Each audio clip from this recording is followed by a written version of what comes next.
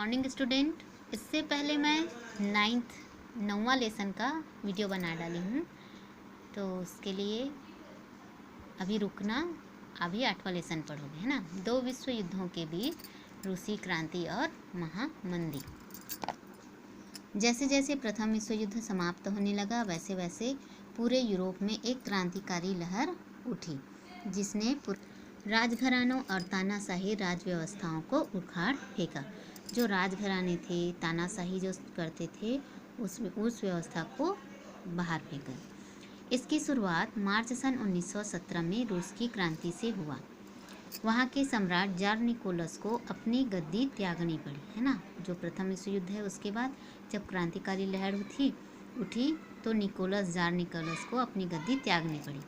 धीरे धीरे यह लहर जर्मनी, ऑस्ट्रिया, हंगरी, बुल्गारिया, तुर्की आदि के राजघरानों को धराशाही कर गई। धराशाही मतलब जो राजघराने थे इन देशों के, उनको क्या है, समाप्त कर दिया। रूस में अक्टूबर सन 1917 को एक और क्रांति हुई, जिसके द्वारा वहाँ साम्यवादियों की सरकार बनी, है ना। साम्यवादियों की सरकार बन गई।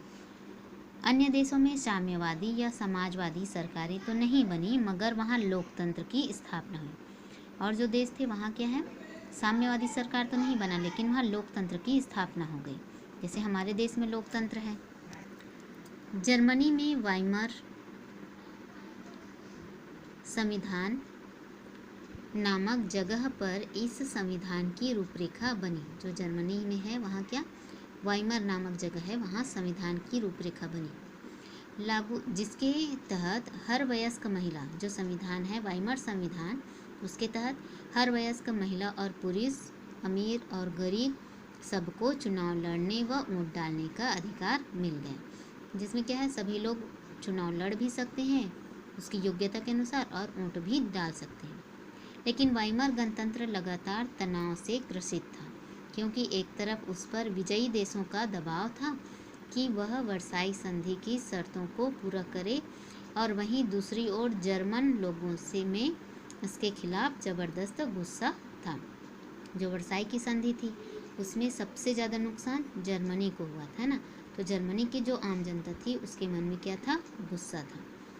तुर्की में पुराने ओटोमान सुल्तानों, जो अपने आप को मुसलमानों के खलीफा मानते थे, उसको कहा गया है ओटोमान सुल्तान, के राज्य की जगह मुस्तफ़ा कमाल अतातुर्क के नेतृत्व में 29 अक्टूबर सन 1923 को एक लोकतांत्रिक और धर्मनिरपेक्ष शासन स्थापित हुआ, है ना।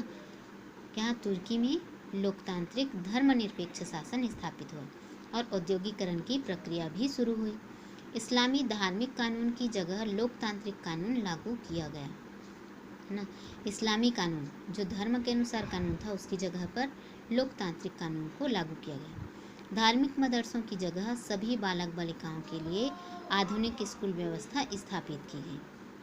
इस प्रकार तुर्की एक इस्लामी साम्राज्य न रहा और एक आधुनिक राष्ट्र के रूप में विकसित होने लगा। सन 1929 में विश्व भर में आर्थिक मंदी का दौर शुरू हो गया। जो 1929 में है वो क्या है, आर्थिक मंदी का दौर स्टार्ट हुआ, जिसके कारण विश्व के अधिकांश देशों की अर्थव्यवस्था प्रभावित हुई और बेरोजगारी तेजी से बढ़ने लगी। जर्मनी में इस मंदी और वर्साई संधि के तहत हो रही हानि के कारण आर्थिक संकट और गहरा गया। क्योंकि है जर्मनी में मंदी होने लगी और वर्साई की संधि के कारण, क्योंकि वर्साई की संधि में जर्मनी को बहुत हर्जाना देना पड़ता है, उससे क्या है, जर्मनी में आर्थिक संकट हो गया। लोगों में अपनी सरकार के प्रति, जो जर्मनी के लोग हैं वो भी अपने ही सरकार के प्रति उसको क्या है, गुस्सा होने लगे। इसका फ़ायदा उठाकर हिटलर और उसकी नाजी पार्टी सत्ता में आई। क्या है, हिटलर और उसकी नाजी पार्टी, और तेजी से विपक्षी दलों व मजदूर संगठनों का क्रूरता से दमन किया।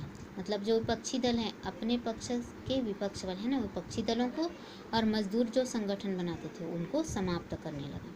साथ ही यहूदियों के खिलाफ एक भयानक अभियान छोड़ा। जो हिटलर थे वो यहूदियों से बहुत ज़्यादा नफरत करते थे, है ना। धीरे धीरे हिटलर वर्साई की संधि की शर्तों का उल्लंघन करता गया। जो हिटलर है वो कहाँ के हैं, जर्मनी के हैं। उसने क्या किया, जो वर्साई की संधि में जो जर्मनी को हर्जाना देना था उसका वो क्या है, शर्तों का उल्लंघन करने लगा। युद्ध के माध्यम से विश्व पर आधिपत्य जमाने की तैयारी शुरू कर।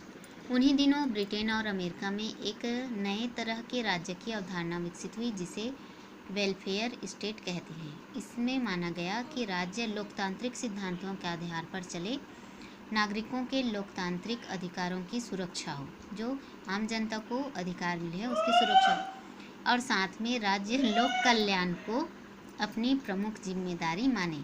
इसके तहत सार्वभौमिक मताधिकार, राज्य में स्वतंत्र संचार माध्यम, बहुदलीय राजनीति आदि के साथ साथ नागरिकों को समान अवसर दिलवाना, शिक्षा, स्वास्थ्य, बेरोजगारी, निराश्रितों, बीमारों व वृद्धों की देखभाल आदि राज्य ने अपने जिम्मे में ले लिया। जो नागरिकों को आम सुविधाएं मिलनी चाहिए उसको क्या है, राज्य ने अपने अधिकार में ले लिया, अपने जिम्मे ले लिया।